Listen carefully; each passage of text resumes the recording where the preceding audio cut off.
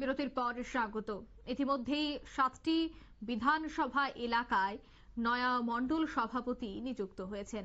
আর এই 7টি বিধানসভায় নয়া মণ্ডল সভাপতিদের শুভেচ্ছা জ্ঞাপন অনুষ্ঠান কিন্তু এখনো চলছে। নবনির্বাচিত সোনামুড়া মণ্ডল সভাপতি সুপ্রজিৎকেও সংবর্ধনা প্রদান করে দলীয় কর্মী সমর্থকরা।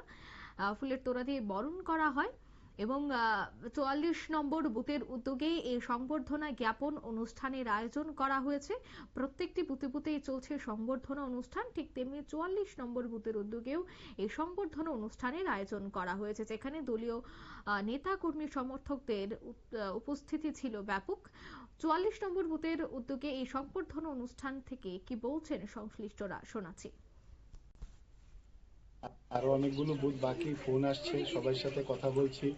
তো আজকে সবাই যেভাবে আশীর্বাদ করেছে এবং অন্যান্য বুথগুলিতেও আমি গিয়েছি, যেভাবে আশীর্বাদ করছে এবং যেখানে অনেক কার্যকর্তারা ফোন করছে যাওয়ার জন্য, যেভাবে ওনারা বলছে, তো আমি খুবই আনন্দিত এবং উৎসাহিত যে শুধু আমার ব্যক্তিগত আশীর্বাদ না, ওরা ভারতীয় জনতা পার্টিকে আশীর্বাদ করছে এবং ভারতীয় জনতা পার্টির সভাপতি হিসাবে আমি প্রত্যেকটা কার্যকর্তার পাশে থাকবো, আমি ওদেরকে আশ্বস্ত করেছি।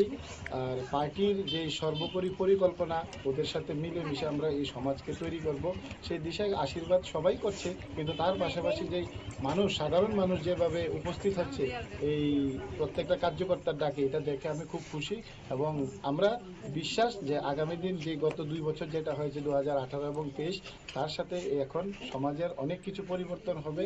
কার্যকর্তাদের যে উৎসাহ দেখে মনে হচ্ছে যে আগামী দিন এই সোনামুড়া এক সোনামুড়া শ্রেষ্ঠ সোনামুড়ায় পরিণত হবে। বাহ। আপনারা শুনলেন নয়া মণ্ডল সভাপতির বক্তব্য।